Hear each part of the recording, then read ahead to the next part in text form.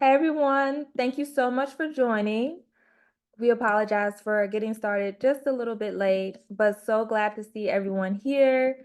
I'm seeing some new names and some names from last month's webinar, so good to see folks returning. If you can, drop your location and your Instagram handle in the chat. We would love to see who all is in the room with us and where folks are signing on from. So I am Enchanta Jackson. I am the community manager at The Cut, and I am out of Atlanta right now. It looks like we got some folks from Chicago, Virginia. Oh, I love to see it. Love to see it. All right, we got Natalie from San Antonio. Please continue to drop where you're from in the chat, and we'll get started here in just a second.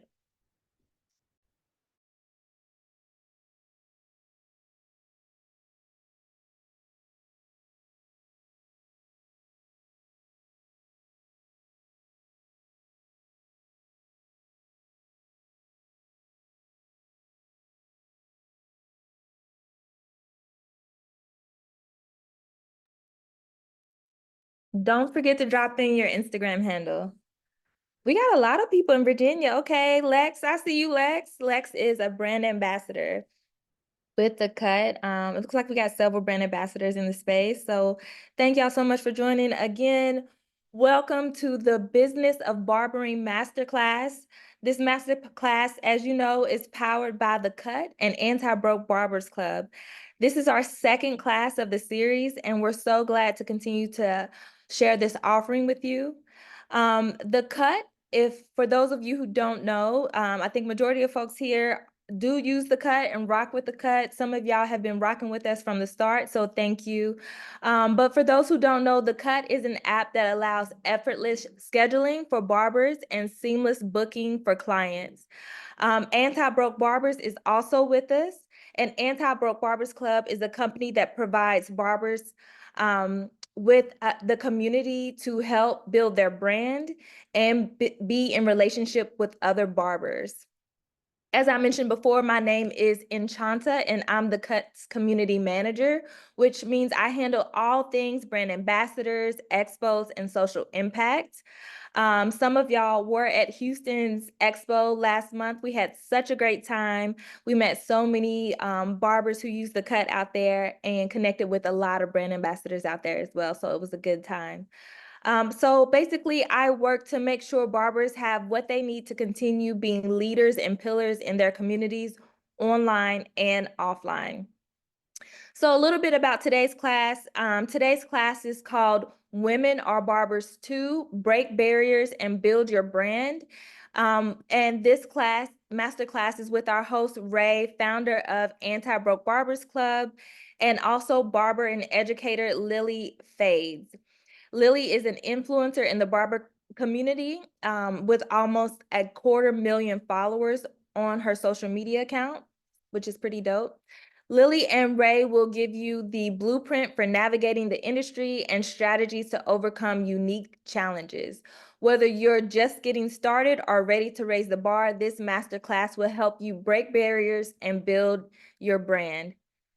All right, so before we get started with the amazing discussion we have lined up for today, I want to now introduce you to the Cut's product manager, Mag, who will be sharing some features, the Cut features with you. And after Mag, the next person you will hear from is Rey and then Lili. All right, Mag, take it away.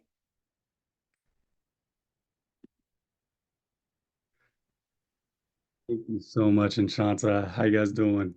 Welcome, welcome. Just want to confirm, can you guys see my screen or not yet? Doesn't look like it. Let me go ahead. Oh, you can? Excellent, excellent. All right. So as Enchanta said, my name is Mag, product marketing manager here for The Cut. And I really just want to flex a little bit about all the great work that our team has been doing over the past couple of months and share all the amazing stuff that we do for both barbers and clients. 1 second, and I'll share my screen. Awesome. All right. So, as you guys know, we're here to empower barbers with the tools you need to manage and grow your business effortlessly. And what I want to showcase today is some of our few features that we've designed to enhance the barbering experience, both for yourselves and for your clients, and keep you ahead of the game. So first, we're going to talk about some of the upgrades that we've been created for your clients. First thing we did is we launched search filters. So now when clients search for their appointments, they're able to filter their search criterion based on exactly what they're looking for, whether it be open early, open late, mobile barbers, or accepting cards. And they'll be able to find you exactly when and how they want you. We've also enabled availability gauges. So what this means is essentially during our search experience, clients will be able to see very quickly your weekly schedule at a glance and figure out when's the best time for them to book an appointment with you. We've also enabled client self-checkout, which allows our clients to pay in the app after their haircut.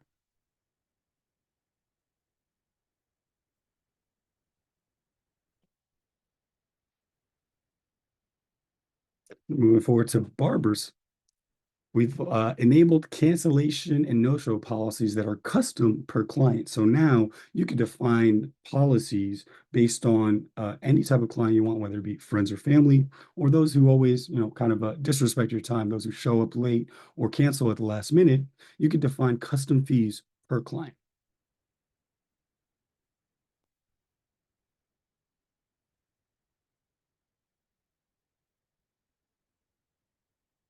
And then lastly, we've enabled custom deposit schedules, allowing you to manage how your balance is transferred into your bank account and at what cadence. And you could define that as daily, weekly, or monthly. Or if you prefer, you could do it yourself manually.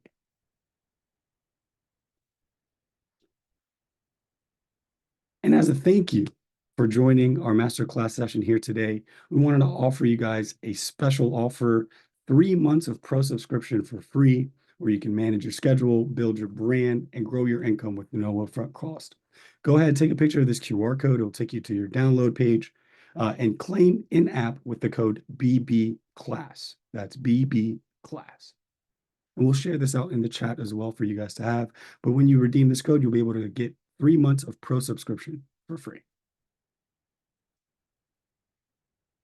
All right, and that's all I had for you guys today. Just quick and sweet, and getting you to the feature presentation. It's my pleasure to introduce Rey, our host and moderator for today. Rey Brotherhood, for those who don't know, the owner of Anti-Broke Barbers Club and the Brotherhood Barbershop in LA. He's been in the industry for 12 years as an owner and now as a consultant, helping barbers that are looking to grow their business barbering. Without any further ado, Rey, take it away.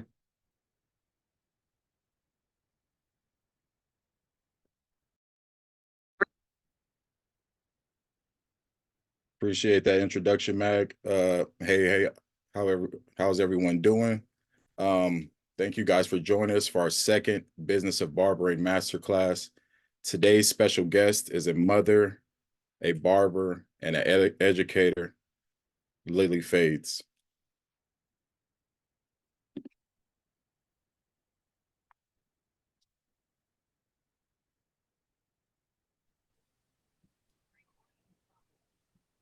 Hi Lili, guys. Thank you how guys you for doing? being here. Hi Ray, how are you? Good, and you? Good, good. How's your day? It's going good. It's going good. How's yours? It's good. My days at the beginning of the week are my busiest days. Obviously, I'm not a barber for everybody that always asks. But I know for barbers, most of the time, the Mondays and Tuesdays are not the barber's busiest days um, at all. Um, so yeah, let's get this started. I seen you just did a showcase or you were doing some education, and I think you told me it was a Lubbock, Texas, Lubbock, Texas. Lubbock. Yeah, it's in the Panhandle. Okay, how was that? It was good. It was a nice show. It was nice. I liked it. It was nice. So you said when you are you showcasing there or were you educating? Or No, is I that did a the same thing? no, I did a class, so I was educating. Okay. Okay. Um, so yeah, so let's start by asking how long have you been in the industry and what made you get into this industry and become a barber?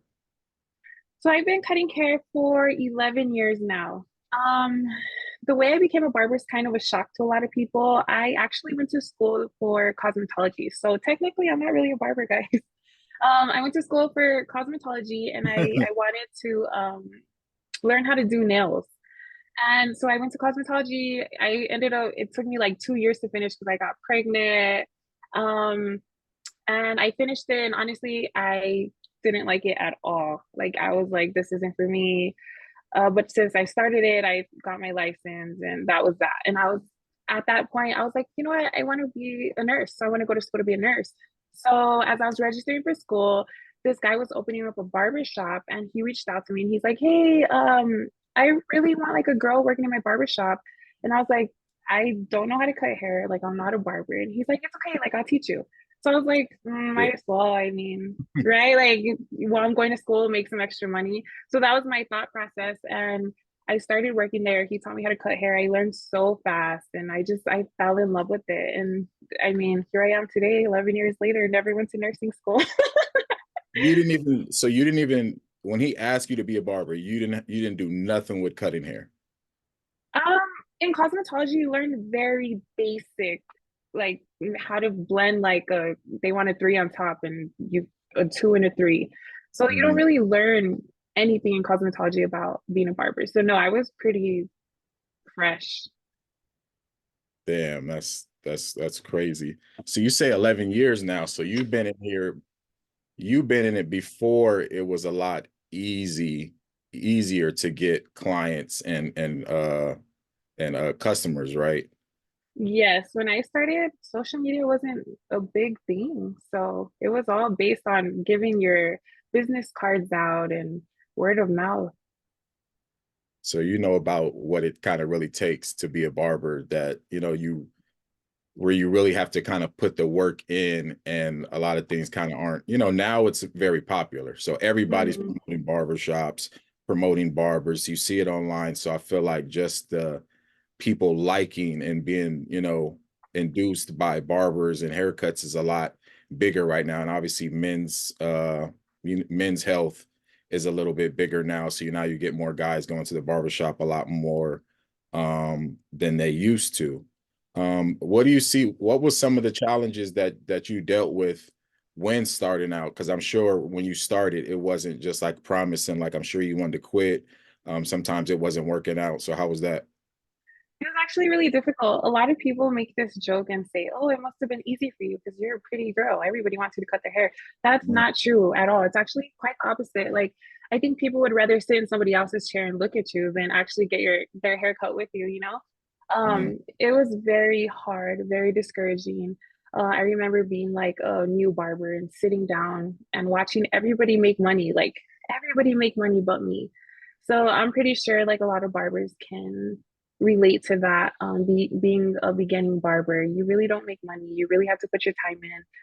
It was difficult. It was really difficult. And I literally had people that would go in and be like, you know what? Like they would ask, do you have anybody in you particular that you want to cut your hair? And they would literally be like, no, but I'd rather be a guy. So please, like, no girls. Just stuff like that. And I used to live in Georgia. I lived in Georgia for 3 years, and those 3 years were probably my hardest of my career because nobody wanted me to cut their hair. Damn, that's very interesting. It makes me think back to I was this was maybe like sixth grade or something like that. And um I actually went to a barber shop and I think about it, there was a female that ran the barber shop. And I don't remember if I cried or whatnot, but I did not want a woman to cut my hair. And I don't even think like I was immersed into the barbershop culture like that yet to even know why I didn't want a woman to cut my hair. So that's very interesting. A thing that I always say and used to say in classes that we did, that I felt like it was a lot harder for women in the industry at the beginning, right? You know, obviously building up that trust with customers, having a woman cut your hair, all that stuff that a woman goes through. But once they kind of get past that hurdle and they get decent with the clippers, or they have kind of a better a better end game than most men barbers, right? Right. You see a lot of barbers now that do a lot of the facials, they'll do that stuff, but that's more in a woman's, that's more what women do, right? Or it would be easier for you guys to add that to your services rather than a man massaging another guy's face, just off Yeah. stigma and stuff like that. Not that nothing's wrong with it, but I'm saying that's just a big thing with guys, they rather not. So do you feel like the industry for you now is a lot different? Obviously since you can cut, but obviously now that women are a lot more accepted now, I guess you would say. Oh, for sure. I feel like social media, when it became a big thing, it literally put us out there because now, like, you can see, oh, wow, this is a woman. Oh, wow, look at her work. She actually can cut. And then you feel a little bit more confidence in like going or booking with her instead of like when I had first started, there was no social media. It was just based off of like me being like, I can cut your hair and, word of mouth or whatever. But it's definitely a lot different now, that social media is out there, and there's a lot of female barbers are a thing now, whereas back then they weren't. So it's a lot different now. What advice do you have for female barbers, right, that are probably getting into the game um now than compared to when you first started? You know what I'm saying? What is a little different? What is something they might want to kind of be aware of? Because it's social media is a lot, is a very it's great, but it's very weird. And I would say very weird for women more in particular, right? Because people can just Mhm. say they want to book with you, might not even care for a haircut, might just want to get close to you or whatever. Obviously different women have different scenarios, but what's some advice you would give to women that are, trying to build their clientele up? So first and foremost, I would say right now, take full advantage of social media. Like you said, yes, there are some disadvantages to social media, but I would definitely take full advantage of social media now that it's here, because it's easier. Like put yourself out there. And as far as he said, where like there can be like I've dealt with a lot of creepy clients, a lot of creeps. I've had really bad experiences actually. Uh, that are just like you would never really think.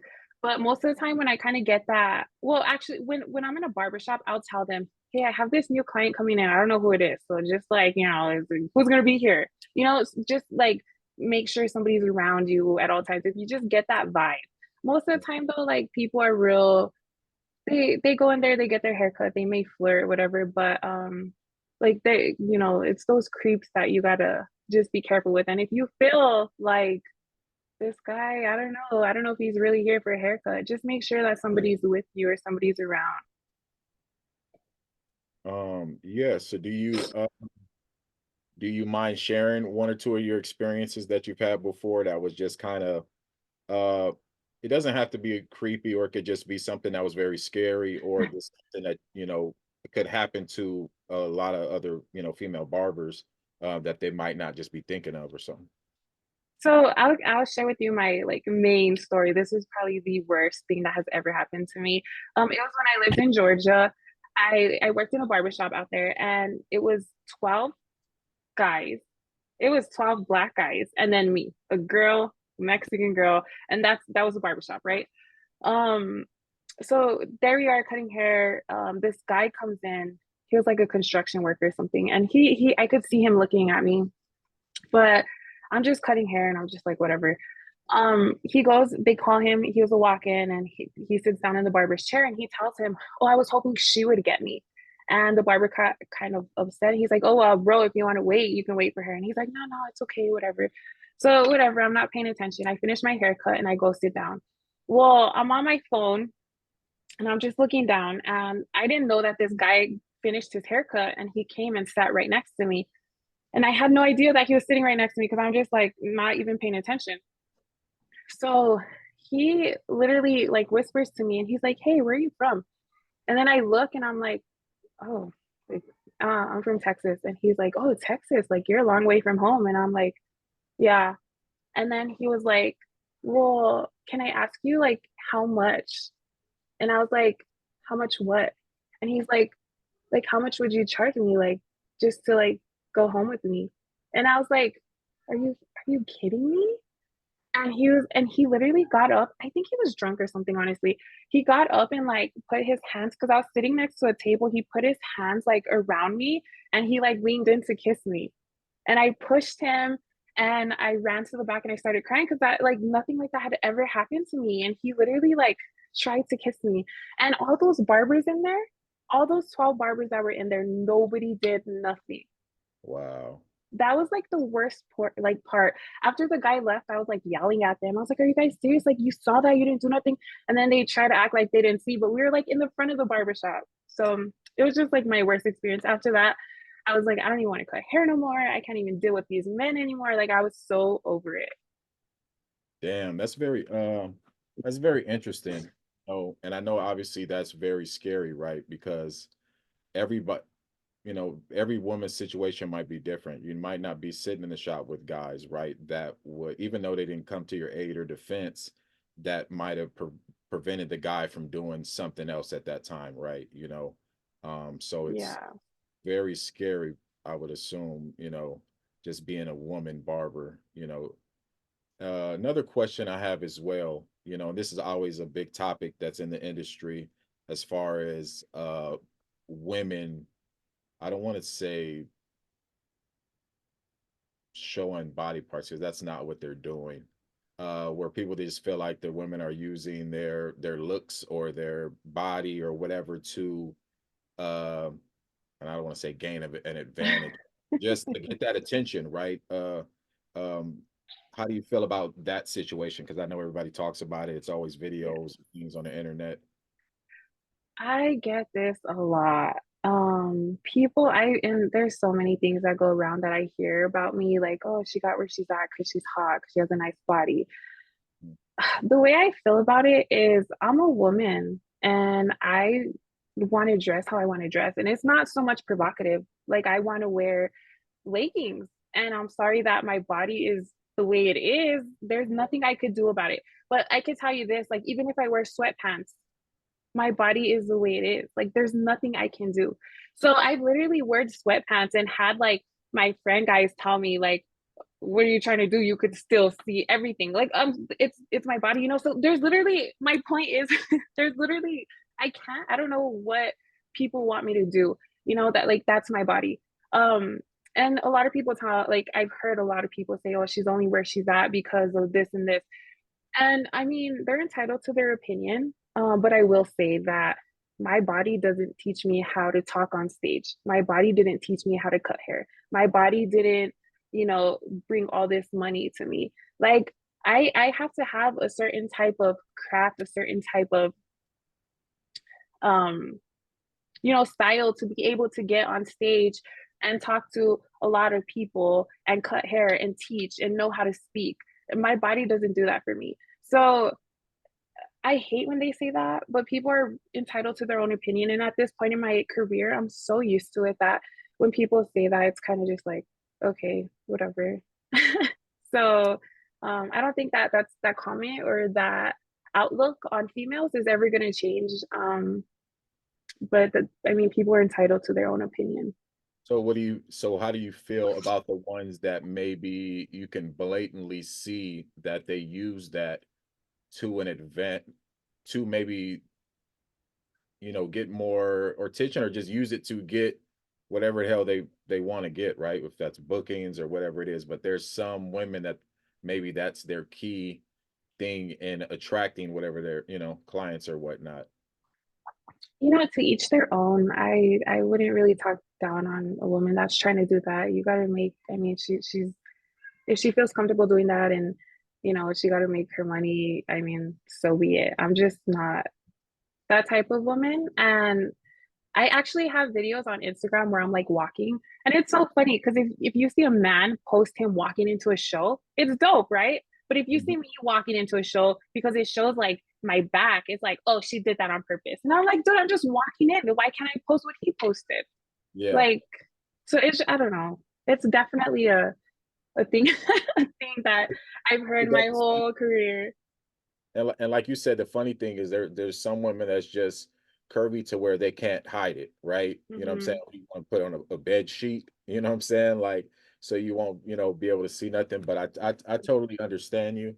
And to me, like you said, you can use whatever your looks or whatever anybody uses, right? Whether it's a guy or a girl to get those people in a chair. You know what I'm saying? But Right. take your skill and your what you've done and what you've learned to be able to keep that client, and for your example, that being able to get up on stage and get on and talk, your looks and all that isn't going to define that or prepare you to get on stage and do the work. So um I definitely understand you. I definitely hear you. I know that's always a discussion people are going to say, and that's just the world we live in, right? So that's always a Right. topic. Whether you're just walking in the door, right? You're just doing a regular walk in the door video like anyone else, but they take it and look at it in a different way, right? So now you said that. Tell us a little bit. I know you're signed with JRL, right? Yes. How did that come about? Getting signed with them. So networking is number one. Networking. I was in CT. I was at the CT Barber Expo probably like 3 or 4 years ago. I'm talking to people. I run into Chico Boom. He is the manager of JRL. He manages the educational program for JRL. And we spoke. I had never met him before, so we spoke. He kind of, like talked about some stuff, and I was like, okay, whatever. I honestly had never used JRL before ever. Um, and I'm actually like the type of person that I wouldn't promote something I don't believe in. I'm not just going to promote something just because they're giving me a paycheck. Like, if I don't like it, I'm not going to stamp my name on it. Like, yeah, Lily said to use this and then it sucks. So I had never used JRL clippers before. And so I was kind of like, skeptical. What ended up happening was Chico kept in touch with me. He reached out to me and he told me, hey, I want to send you to a training in Miami. It's just a training, no obligation. I just want you to, see how it was. So I went to Miami, and there I was with a bunch of ambassadors and educators for JRL. And it was actually a really cool class. And it was kind of crazy because he threw me on stage. It wasn't really on stage because it was just in front of them, but he just kind of randomly threw me up there. And it was kind of like a sink or swim. Like, let's hear it. 5 things about the JRL clipper. Tell me. And I was like, what? And there I am, like sweating, and I'm like, oh my god, like I've never done this. But I did it. And we had a conversation after, and he's like, you can talk, you can speak. There's things you can work on, obviously, like everybody else, but you can do this. So they sent me a care package, and I started using their stuff. And I was very honest with them. I would tell them, I don't really like this, or I do like this. And right now I can tell you, now that I am with them, they've been so good to me. I feel like Chico believes in me more than I can even say. So shout out to Chico, man. He's been great.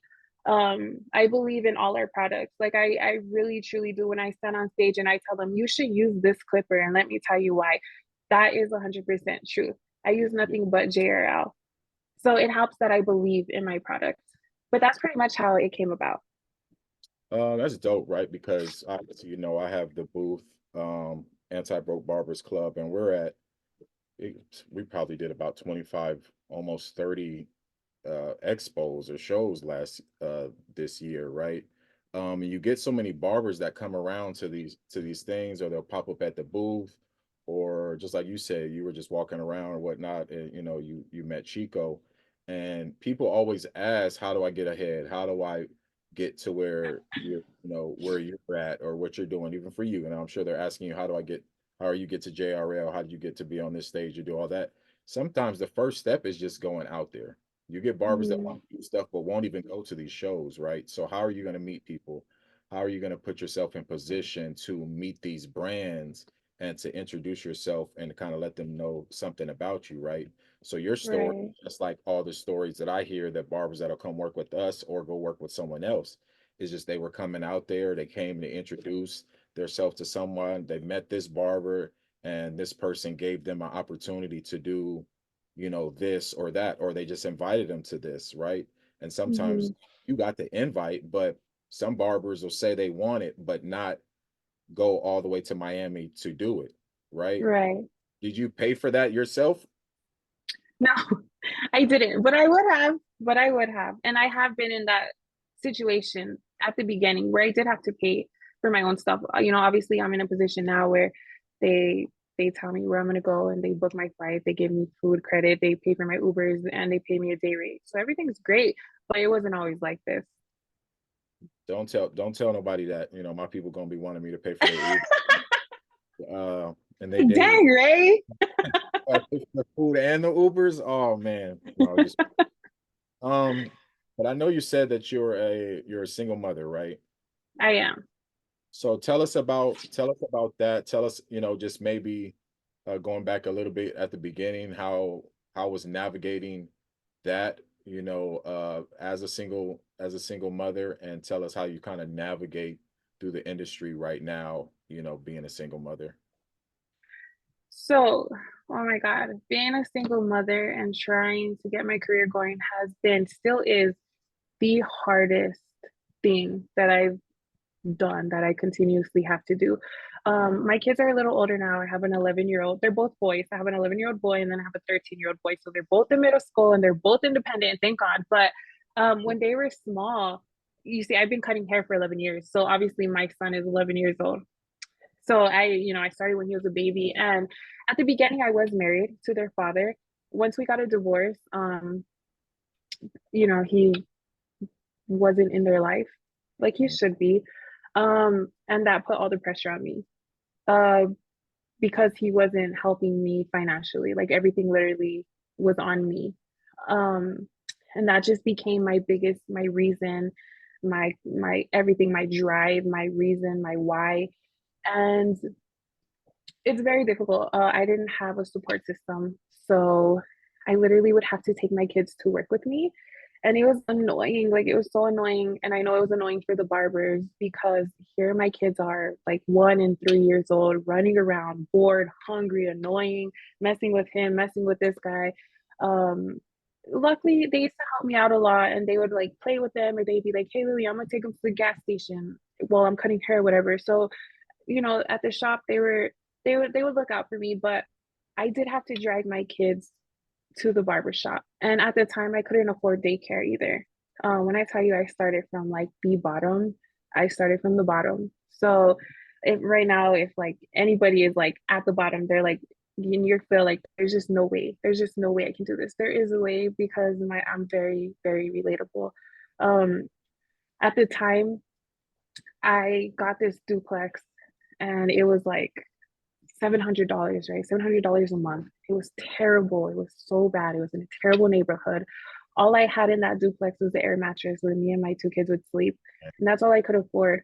And I couldn't afford daycare. So it was either like my rent or putting my kids in daycare. So I would take them to work with me every single day until I started making a little bit more money. And then I put them in daycare. And then all my money went to rent, Yeah. electricity, bills, and daycare. And it was hard. It was super, super hard. But I just kept going. I just kept going. I ended up moving into this barbershop, which was called Blessed Barbershop. It was a really big barbershop here in El Paso at one point. And I worked with Papito Bless Hands. He was my mentor. He was a great person in my life at the time. He helped me a lot. He taught me how to put myself out there, how to advertise myself, how to do all this stuff. And at the time my kids were finally in school. Finally, it was like finally they're in school. And they used to go to like daycare, but they'd be like the last people in daycare because I had to make enough money, you know what I mean? So I would stay there late, like 7 o'clock. So my kids would go to school all day and then go to daycare till 7 o'clock. And then I'd pick them up and then they'd still go back to the shop with me for I could finish up. And then I would take them across the street to eat really quick. And then we'd go to sleep and do it all over again.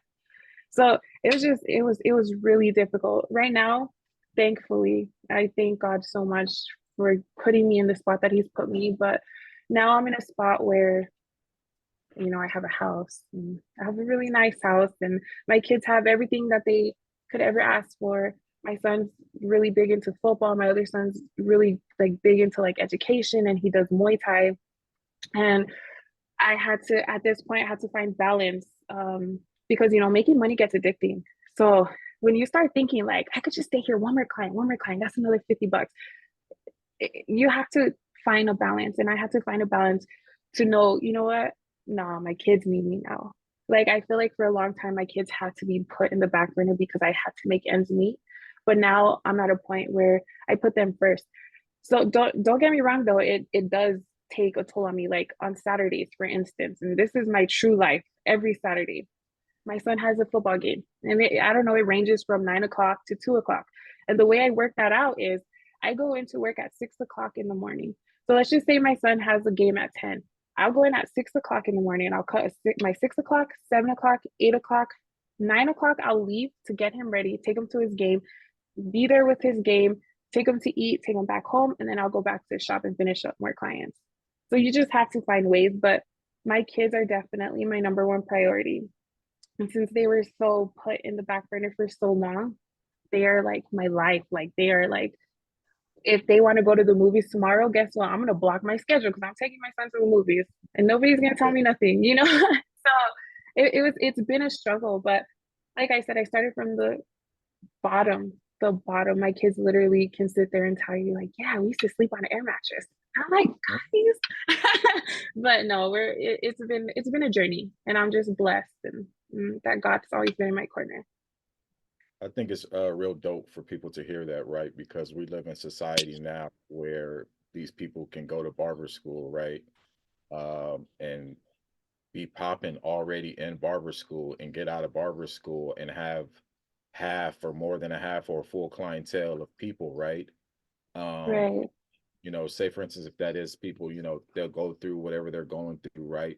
But then when you get, for example, to a 10-year, 11 years in the game, you're going to deal with other things that you wasn't privy to dealing with at the beginning, right? For example, just, you having a kid, some people don't, I think that built you for something a little stronger. So now you can deal with what you have going on right now. And for you guys that's out there that want everything quick, it doesn't matter how quick you get whatever that certain something is, because there's always going to be a problem, and the problem might not always be barbering, right? You'll have real life issues. It could be family issues, husband, wife, certain things that will affect your barbering and things like that as well. So it doesn't really matter how fast you obtain stuff. There's always going to be something that you have to deal with. So just being able to get through certain things says a lot about people. And obviously your story being, 11 years being a single mother, because I know my mom had four boys, and they were all by herself, and it was 1 years old, 2 years old, 3 years old, and 5 years old. You know what I'm saying? Yeah. So I understand what it takes to you have to manage your kids, you have to manage work, you have to manage bills, and you have to manage yourself, right? So I know that was probably the hardest thing that you might have had to deal with, that you didn't know that you were dealing with while maybe going through it, right? Because now the mental health and all that stuff, anxiety is a lot more popular, maybe not popular, but more talked about. Yeah, Mm-hmm. or now it's like we've heard about it. Like when I was in school or high school, I don't think I've ever heard about any of that stuff. So how did you deal with that? I know it wasn't easy. I'm sure there was nights where you probably cried yourself to sleep wondering if this or that. So um how did you deal with that? Or do I know, I think you might have mentioned to me that you deal with anxiety. Yes, I actually deal with anxiety on a severe level. A lot of people don't know this about me. I had a very traumatic experience happen to me when I was in high school when I was like 16 years old. And once that happened to me, my whole life changed. Um, and I started dealing with like depression and anxiety. And at one point when I was really young, like 17, I wanted to kill myself. It was really bad. Um, and since then, I've struggled with anxiety. Here I am, 33 years old, and I still suffer from anxiety. Um, it's one of those things that like I have a reason, right? Which is my boys. Obviously, they're my reason, and I'm just so driven that not even my anxiety is going to get in my way. And you know what? I do have to take medication on a daily basis to control my anxiety. Because if I don't, then I can't be around people. I'm very scared of people, like a lot of people around me. So I won't be able to like function, I guess. So it says a lot, you know, because I stand on stages in front of a lot of people now, and everybody's looking at me. And here I am, like this girl that suffers from like severe anxiety that I never ever thought I could ever stand on a stage and talk in front of people. And that's just like one thing. Like another one of my things was flying on an airplane. That was like my biggest fear. And it's not so much thinking I'm gonna crash. It's being stuck in a place where you can't go anywhere. That's what triggers my anxiety on an airplane, is that you're stuck on a plane and you literally cannot go anywhere. Like you're in the air, right? So, oh man, this was a struggle, because once I started becoming an educator, I have to fly. I have to fly everywhere, you know? And I can't tell them, no, I can't, I'm scared, right? Because then they're gonna be like, okay, next, we're not gonna leave. You know what I mean? Like there's so many people that can just take my place. Like, and that was my biggest obstacle that I recently overcame. Before I would always be like, Chico, is anybody else going with like from El Paso? Because I just don't want to be alone. And he would be like, well, I wouldn't tell him I didn't want to be alone, but I'd be like, is anybody else going? And he'd be like, yes or no. And if he said no, I would try to find somebody to go with me, because it was just like a panic, like, oh my God, I can't do this, I can't do this, I'm so scared. And then before I would go on the airplane, I would pray and pray. I'm a very big believer in God. He is my everything in my life, and I always feel like He's holding my right hand. It says it in the Bible, like He's always holding my right hand. And before I would get on an airplane, I would just think like God's right here. Like I'm not alone. He's holding my hand. He's holding my hand. And I would do it, and I would do it, and I've done it so many times. I've flown so many times by myself, and it's a miracle to me, because like I said, like never in a million years with my mental health condition did I think that I would ever be able to stand on a stage and teach, or to even fly on an airplane by myself. And you know what? In high school, fun fact about me, when my senior year was when I had already started dealing with this anxiety and depression, I actually dropped out of school. And I went to like an alternative school to get my diploma, but I never walked on stage for high school, right? And you know, my mom was very disappointed, because I guess that was something, you know, I guess all parents want to see, like they want to see their kid get their diploma and walk across that stage. But I feel now, this is just how powerful mindsets are and how positive my mindset is. I feel now that, yeah, maybe I couldn't walk on that one stage, but God gave me 10 more to walk on. And there I am up there preaching and talking. And God gave me that. Like I couldn't walk on that one stage, but He gave me 10 more to walk on. And it's amazing. It's an amazing thought. And I'm very proud of myself, because I've overcome so many obstacles, and my life is far from perfect. I still deal with anxiety, severe anxiety. I still have to make sure that I take my medication and stuff. But I'm doing things that I never ever thought that I would be able to do. And it's dope, because a lot of barbers, you know, it's just what the times that we're in now, you know, you guys have a lot of people that look up to you guys, right? Right. Look up to you for the way you cut hair, or you know, you being a female barber, but you know, they don't get to know this side of people, right? It just makes you more human, you know what I'm saying? Right. Like men, there's women that deal with the same thing, right? But at the end of the day, it's you never quit, you know. There's people that everybody has a story, right? And it's just someone's story goes a lot further in that chapter because they never quit, right? So Right. dope. Did you did you get any like help, or do you deal with any help now? Do you go to counseling? What has helped you? So I have been in counseling.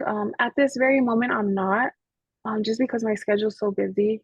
I would love to be. I feel like talking to somebody is always great, you know. And it's always better to talk to strangers. I feel like strangers care more about you sometimes than people who are in your closer circle. Um, so I would love to, but at the moment, my schedule's so crazy I can't.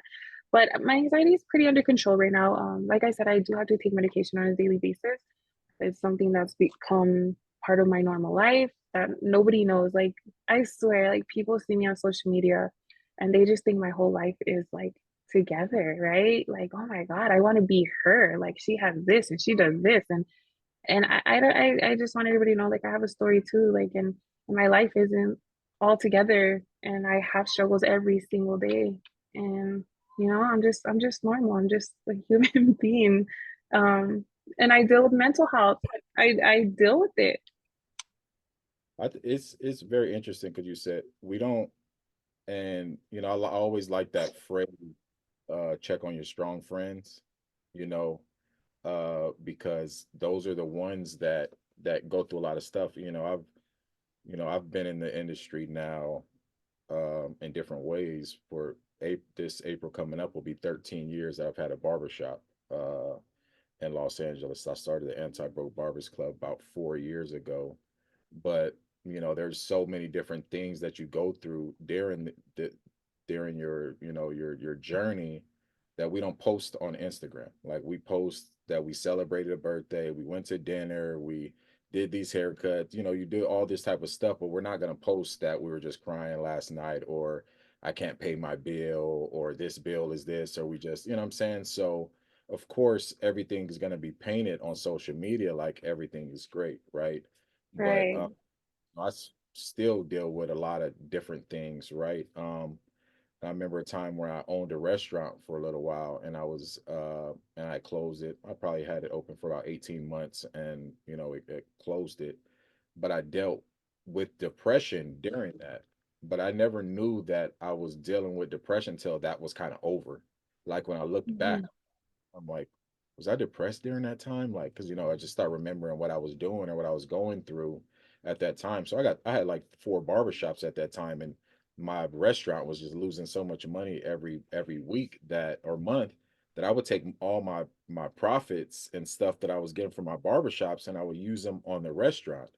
But Mhm. then when you do that and time goes on, you'll start to see where that money's missing from the restaurant. Or I already knew I was losing from the restaurant, but I was seeing what I was missing from, my businesses 4 months, 5 months down the line. And my wife's like, why can't you, where's your money at? Like, what I'm saying? So that at that time was causing issues for my marriage, right?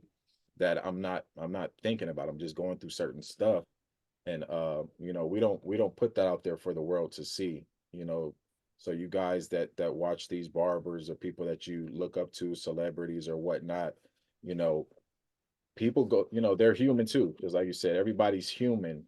But those people are dependent on a lot more uh than the regular person, right? If that person's doing good, that people want money from them, or feel like they should be able to help them because they have this or they have that, or they perceive to have, Mhm.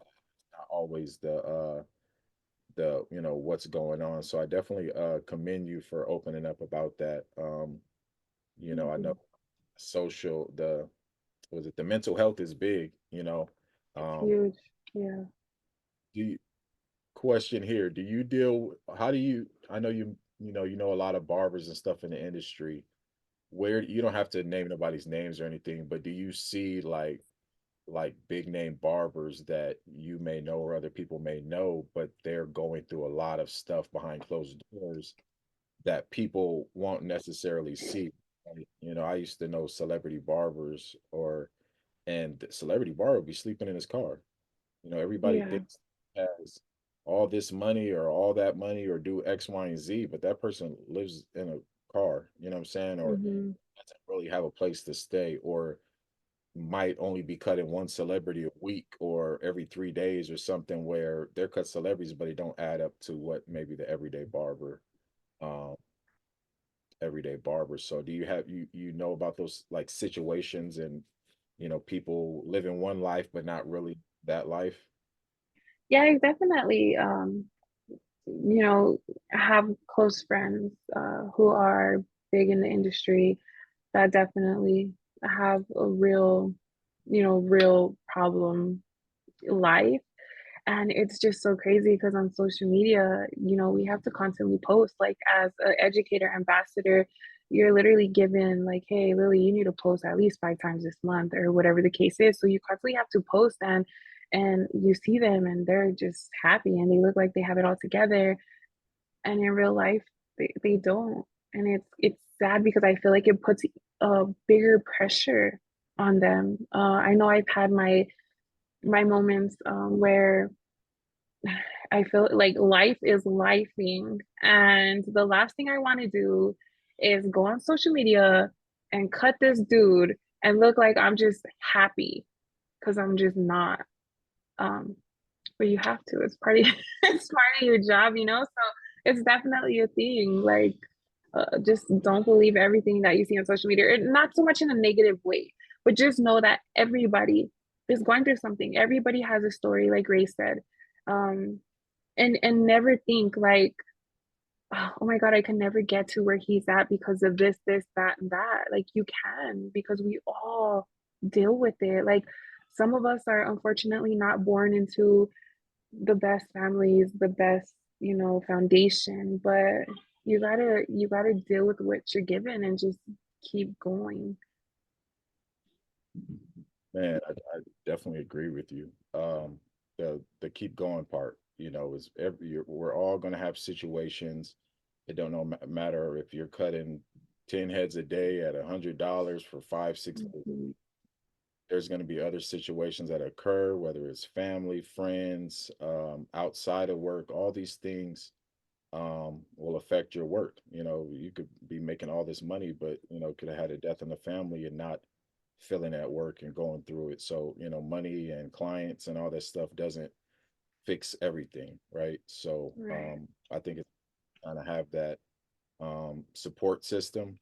What I'm saying, people that you can talk to, and like you said, sometimes it's easier talking to strangers, right? Because Yeah. they're judging you on because they know you since you from middle school, or they know you from high school. They're not judging you based on that stuff. So Mhm. some people do change, but people in your circle might not allow you to change. What I'm saying, because they know you for something else or doing something else, Right. when not that person no or whatnot. So we're almost at, what time is this? It's about to be 8 o'clock. So we're gonna get into the question part. We're gonna take some questions from some people for the next 15 minutes or so. Okay. All right. Thank you so much, Lily. If you haven't seen already in the chat, everyone is singing your praises, showing so much appreciation for your transparency, especially around the struggles of women and mental health. We have a lot of questions for both of you, but before we get there, I want to bring Mag on. Give me 1 second because we do have a question around the app that I think Mag can just answer for us real quick. Mag, I'm moving you up to the webinar. So this question, all right, Mag, you on? Okay, cool. So this question is for Mag. We actually had a couple of people ask this question, how they can get more clients using the Cut app. Excellent question. Excellent question. Yeah, we definitely want to make sure that your app is up to date. You got your pictures on there showcasing your services. You want to get reviews from your clients. You want to get that pro subscription, enable mobile pay, and then make sure you're bookable. Right. So get all the information up to date. And then clients will be able to find you based on, what you allow in terms of the tags. So if you're a mobile barber, you'll be able to identify that, and people will be able to search criteria for that. So clients will always download the app and search for barbers. Make sure that your profile is up to date, it's attractive, you got reviews coming in from your clients. And from there, that's the kind of the best tips, best pro tips to kind of stay bookable and keep getting clients on the app. All right. Thank you so much, Mag. Appreciate that. Yeah. Thank you guys. And Excellent combo. dope. All right. And then Ray, we actually had someone ask, MJ asked how they can basically stay in contact with you. They are feeling all your financial literacy. They would love to pick your brain. So if you want to let people know how they can keep in contact with you after the webinar. Yeah, it's the same, whatever's written on here, Rey_Brotherhood on Instagram. You can send me a DM. I'll send you a link to kind of to our email database, to our text database, so you'll have updates and stuff, and kind of updates on our next classes and what we're doing for next year. Because we're, obviously we'll be doing this with the cut, but we'll be doing more personal classes as well, just on the business of barbering. Dope. Thank you for that. All right. And Lily, Jeremiah, he asked, how did you overcome your social anxiety? Oh man, like I said, I have my reason, which is my kids, my why. And as when you feel like you can't do something, you just gotta find a way to overcome it. That's the only way you're gonna do it. Is I put myself in a lot of situations, obviously, where I just never thought in a thousand world like I could do it, and I just do it. I would say to just put yourself in positions where you're gonna do it, because that's the only way you're gonna, overcome it. The way to grow is to be uncomfortable. When you're uncomfortable, that's when you grow. I would agree with you, Lily.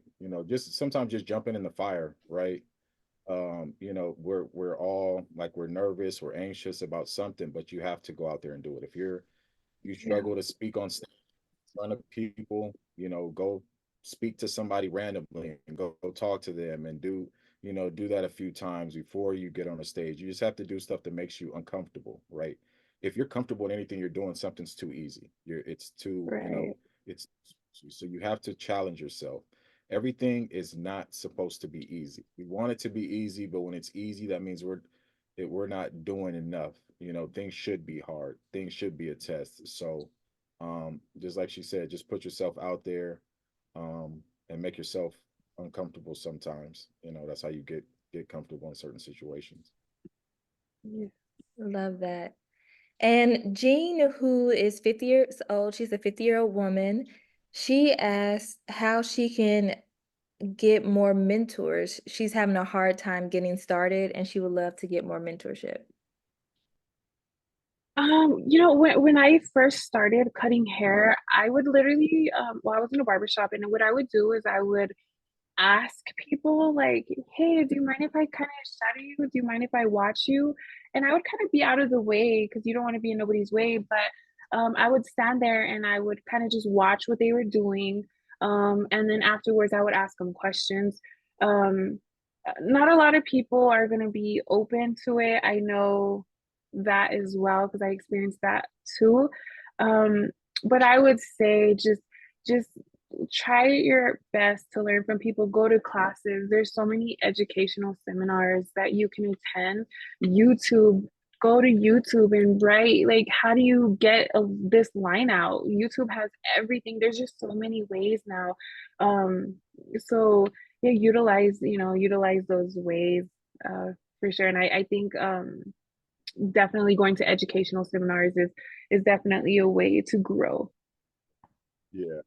I think going to educational seminars, especially in your city, right? You find another eager barbers that are just the same as you, right? Mm-hmm. That you'll be able to find them same age, younger, that knows this, same that. So there's just so many people there that trying to learn, but it shows you people that are eager, and Mm-hmm. so a lot of those there are just like you. They want to meet someone, they want someone to that they can be able to learn from. So, that's what we have a community as well for. If you can sign up on our website, put your text information in. We update you on things that we're doing in certain cities, or we're having online classes.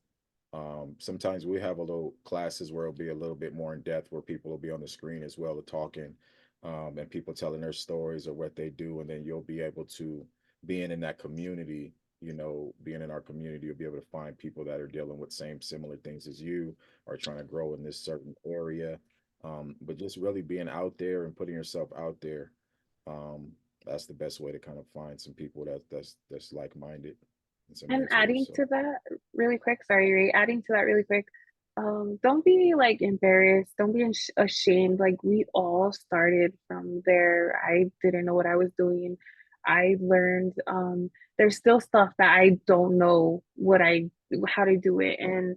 And I will sit in an educational seminar and I'll watch and I'll ask questions. Like, don't be embarrassed. Like, we all go through it. So if that's something that's kind of stopping you, is like you feel like, oh, like I don't want to put myself in that situation.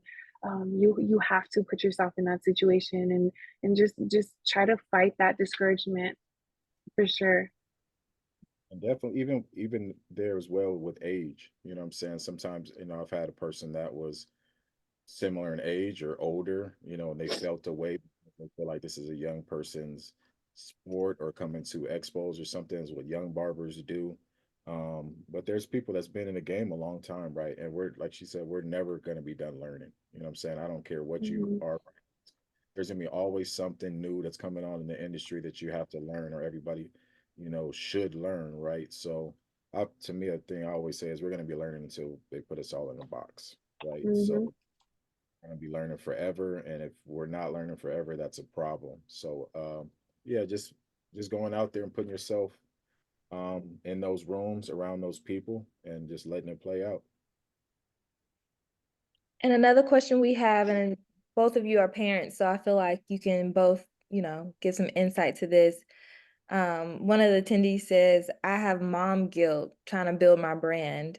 How do you manage that guilt with having to leave your children sometimes? That's a really good question. That mom guilt. Uh, Man, you know what? I had it a lot. I had it to the point where I would cry and I would apologize to my kids. Like it was pretty bad. But honestly, I just didn't have a choice. I just didn't have a choice. It was something that I had to do. Um, Fortunately, they're older now and they understand and they're happy and they get, they know where we've been and how far we've come and they know, mommy did it. So I feel like, you got to do what you got to do and eventually your kids will understand. But that mom guilt, I know it's hard. Just you like I said, some people are just not blessed with that foundation. And you just got to make the best of what you have and do what you got to do. And they'll understand eventually. It's interesting that y'all say the mom's guilt, right? Uh, but I totally understand it, because if I think about it, right, I've, I never felt guilt. You know what I'm saying? Obviously, I was, me and my wife, we're together, or even at those beginning times, I would say when I was younger, when we were on and off again or whatever, but most of the time we were always together. But obviously for a man, right, we're supposed to be providers, or looked at as providers. So we don't have that same guilt that a woman would have, right? But what you can learn on both ends is, if you work too much, there's going to be things that you regret, you know. But, to me, always depending on the age that you are, or maybe, you might be married, you and your husband, or you or your wife might have a plan, or whatever this is, but there's going to be a rough period, right? Um, Regardless of what level you are. And if you've had kids early, then that's just something else that you're going to have to overcome as well, because now you've had a baby during the time that it's time to grind, and it's time to work, and it's time to be in college, or whatever it may be. So to me, I think everybody's always going to have that time. Let's just try not to make that that guilt for a long period. You know, you don't want to be guilty for 10 years, 15 years or whatnot. So it's just really kind of putting together your plan, how long you think it's going to take you, and just executing that plan. And if it, you know, you have to sacrifice 3, 4, 5 years, you know, that's what you have to do. But, you know, just try to make up for it in other ways. But, you know, we do have to get to it, you know, so. That's real. That's real. Thank you both for that. Natalie has a question. She says, I've been trying to do my thing with social media, but I haven't had one single new client come through on my socials. What's something that helps with bringing in new clients besides the Cut app, downloading and getting on the Cut app, where clients can discover you? What's some advice that y'all would give to Natalie? You know what? Actually, it's kind of crazy because most of my clients come in from social media, and I live in a military town. Fort Bliss is located here, which is one of the biggest military bases, and a lot of my clients tell me that when they look up hashtags, like when they find out, oh, I'm moving to Fort Bliss, they'll look up like hashtags of like Fort Bliss barbers or El Paso barbers, and I'm one of the first people that pop up. I'm one of the first people that pop up because in every post that I make, I hashtag El Paso Barber, Fort Bliss Barber. Your hashtags matter because people definitely look. So that's one way. Um, I know that when I first started cutting hair and I was building my clientele, I used to post on like the Facebook marketplace. I don't know if that's kind of old now. I don't know if people still look at it, but I used to do it, and I used to just like post like pictures of my haircuts and be like, "This is where I'm at. This is how you can book an appointment." And I would get some appointments off of that as well. But I would say definitely your hashtags or just stuff like that. Um, for me, right, being a shop owner, you know, I see things in a different dynamic, right? To me, you know, the social media is the it's very big now, but you know, you get more from Google. You know, you get more from Mm. promoting directly on the internet, right? You know, she said Facebook Marketplace. Every time I go on Facebook in the city that I'm in, you should be in those city groups of what's going on in whatever your city, right? Um, but there is always someone saying like, I cannot find a good barber here. Where is it? Like Yeah. they're always posting that somebody just moved from this state over here. Like they're always messing my kids up. I promise you, I always see it. All right. So I feel like there's just more than social media. You know, social media is one of 10 things that you should be doing, right? Just like you said, if you're using the Cut app, right? Make sure that you have pictures and videos. Make sure your content is good, right? You might be posting on Instagram or whatever, but not posting the correct way. Like Lily said, you might not have hashtags letting people know that this is the city that they're in when they're looking for something. Make sure you're using the correct hashtags. Um, you know, so it's a lot more things other than just social media, making sure it's easy for people to book with you. You know what I'm saying? Like if they got to go to 3, 4, 5 steps or try to find this and find that, they're gonna go on to somebody else and go on to the next person under the hashtag. And whoever has better pictures or videos, that's what sticks out to them the most. So you know, I don't my thing is I always do consultations with people.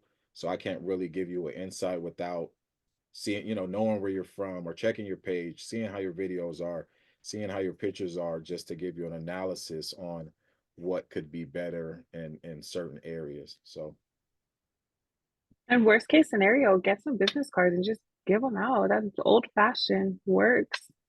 and some people are not old enough to know what old fashioned work is yet, right? So it's literally right, like outside conversation starters. I know when I go to when I'm with my guys and we're out, Gunna is somewhere passing out a card every second. It don't even matter what state we're in. We could be across the country, you know, on the East Coast or whatever, and he's passing his card out. But these people, if they remember you, they remember the conversation, or they met you somewhere, Hmm. come to your city, they're gonna book with you, right? And Yeah. we're in a business where it's referral based. Everything, the most important thing is the referral from the person you already have in your chair. Right. So it's figuring out things how you do that. Hey, if you refer somebody to me, I remember one of my barbers used to do like, hey, I'm going to give you $10 off your cut every time you bring somebody to me. You bring me 5 people, or you tell the young kids that come to your that's come to you from the high school or whatever, hey, you bring me people, I'm gonna give you $5, $10 off. Like, everybody uses discounts. Gucci, all Target, everybody has discounts, right? So stop being cheap, stop being stupid, and not wanting to take that money off the haircut price and use that for, that's another way to use your promotion budget, your marketing budget. You Yeah. might not have cash, right? But you can use that in telling the people that sit in there, hey, if you refer somebody to me, 2, 3 people, I'll give you a free haircut, whatever it is. These are to get people in your chair. And when these people get in your chair, are you doing the best to retain these customers and clients? And you can offer promo codes on the cut too. So that is also a feature to Ray's point. So we had a couple of questions around pricing. One question I just want to throw out actually for attendees. Someone asked, and I apologize, I didn't catch your name. On average, what are you female barbers making per service? So feel free, if you feel comfortable, dropping your prices in the chat. But Christina also asked Lily, what were your prices on cuts back then versus now, if you're comfortable sharing? So actually back then when I was first learning how to cut hair, I used to offer free haircuts. I would offer free haircuts, just come, let me cut your hair, like let me practice. And obviously it's free. So, if I mess up, bro, it was free. So free haircuts, Yeah. yeah, like it was free. I'm practicing. And I would definitely let them know, like, hey, like I'm practicing, but I'll cut your hair for free. You don't have to give me nothing. And they would come in, believe it or not. And then from free, I went to $5. And then from $5, I went to 10. And then I went to 25. And 30 and 40, and now I'm at 50. My starting price is 50. That's just for a haircut. Beard goes up 10, eyebrows goes up 5, and so forth. But my starting price is 50, and that's including kids. I charge $50 for kids as well. Ooh, I'm not bringing all my kids to you. Hell no. Oh my God. Yeah. But I we used, when I was teaching my class, and it was actually Gutta that got me thinking about this. When he came to work in my shop in Las Vegas. I think we were charging $40, and he said that he was going to charge the kids $40 too. And I'm just like, it doesn't make sense. Why are you going to charge kids $40 or whatever it is, right? And he Mhm. just said, I'm giving these kids adult haircuts. These kids are not just coming to the barbershop now and just getting that bald fade, and you're just throwing them out the chair, right? Or that all even. So he said, I'm giving the same type Right. of service to adults, right? But for me in my shops, and what I always tell people with pricing, that's something that worked for us, and it just made everything so much easier, and it helped you get some higher price clients or find out who your higher price clients were. So something we would have is be like, I might we might have charged 40 at the shop at that time, 65, 40, or 40. The next price was 60, and then the last one was like $100. So you only had 3 choices. These are something that we'll promote, right?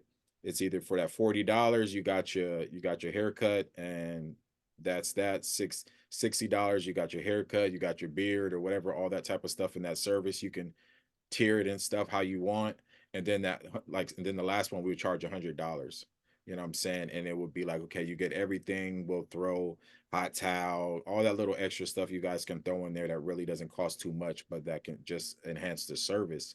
What I always found out is online they would just always book, because we promote it everywhere, but they would book the $100 one all the time, just random people, right? Because we always are too worried about other people's pockets, right? We don't know what every single person has, right?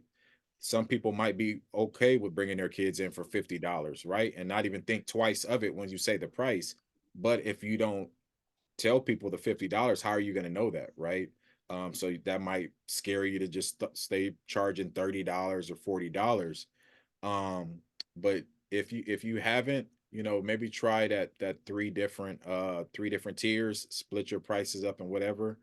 And then that last one, maybe charge a little bit more, $100, something that's a little different for you, and just watch random people book it randomly here and there. And it might be something that when they come back every 2 weeks, they might always want the $100 service. And people that book on Yelp, Google, and all this stuff, they don't know anything. They're just looking for someone that's available. And if they see that service that they like and it's $100, that might not be nothing to them. So you'll get a lot of people that'll pick that higher price service. And you know what? One thing that I always kind of I learned is when I started at 25 and I would get booked like to the point where like it was just ridiculously booked. That's when you kind of know like, all right, I'm in demand. I need to raise my prices. So then I hit 30.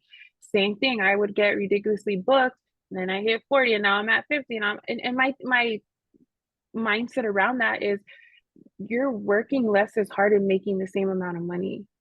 When you're like super booked and you're charging cheap, you're kind of like playing yourself, like you need to know your worth. And don't get me wrong, there are people that think that they could just jump to 50 and they don't even have clients. That's a bad idea too. Like you can't, like Ray said it earlier, you just can't, things don't come quick. I've been cutting hair for 11 years and I'm at $50 right now. I wasn't at $50 3-4 years ago. Things don't come quick. You gotta do it, and make sure you're doing it right. And like I said, I charge 50 for kids. The reason is because they're still taking up my hour of time, and sometimes kids are actually harder to cut than adults because they're moving. I've had kids kick me. I've had kids pull the clipper out of my hand. And I have it on my booking app, like kids haircuts is $50. So don't ask me, like don't ask me, but in my head I'm like, don't ask me how much a kid's haircut is, because it clearly says it right there. A kid's haircut is $50. If you want to do it, cool. If you don't, cool. And sometimes like when they ask me, well, how much do you charge for kids? I'll be like, well, it's $50. And depending on how your kid does, I can't guarantee that it's going to be like a flawless haircut, because that's a thing too. Like I can't. And that just gives them, do they want to book with me or do they not? And that's completely up to them. But those are my reasons for charging 50 for a kid, because it's hard. But that's good, because everybody has a different insight, right? There's some people in here that need those kids. Half they thing is probably kids, right? Or they might specialize in that because you might have other barbers in the shop like you don't, I have my brother, he cuts hair and they try to charge the most so they don't have to cut the kids. They don't want to cut kids at all. So they're trying to make it as high as priced as possible so the kids or the parents don't book with them. Right. And I totally understand it, but what you were saying earlier, some people, like you said, this takes time. So don't try to, like you said, you charge $50 11 years later. People right now, they starting at $50 and they're trying to jump up every single year right now. And I'm like, I get it, but what are you going to get to when you get to 5, 6, 7, 8, 9, 10, and you think you're jumping every single time? Like you think now you're going to be 200 a cut, if you can do that, which is fine. But I feel like people get greedy sometimes, right? And you Yeah. do have to remember that clients are humans as well, and they need you and they deal with the same type of problems that you deal with as well. And sometimes we should think about the clients and not always be trying to rip them off or get as much as we can all the time, because when you put good things out there, stuff like that it's going to come back to you. Right. That's very real. We have about 5 minutes left and we have a lot of questions. So some of the Q&A, thank you for those who are using the question feature in Zoom. Our team is working right now to try to respond to some of those questions related to the cut. So greatly appreciate y'all dropping those in. So a question from an anonymous attendee says, what are some challenges that you have had earning respect with your coworkers in the shop? So I've learned working with guys is different. It's different. One of the things I've learned is that guys like to make jokes, and they make jokes and sometimes they hurt your feelings. And I've actually, I'm so used to it. And I feel like I just stand my ground. Like I just do not let myself I feel like when I was like barely starting, guys would make jokes and I would be all like they would just hurt my feelings and I'd just be like, oh man, like, but now no, like I'll pop right back. And I think that's that's what does it is like when they say something to me, I'm quick with it. Like I'll say something right back. So sometimes they don't even want to mess with me. They'll be like, nah, not Lily, because she's mean. Like, yeah, don't. So I would say just defend yourself. Like defend yourself. I feel like sometimes guys just think like, yeah, she's a girl. Like, let's just pick on her. Like a little sister type deal. You gotta defend yourself. I think that's how I earned my respect is just defending myself. And I think that's just the barbershop in general, right? Like Yeah.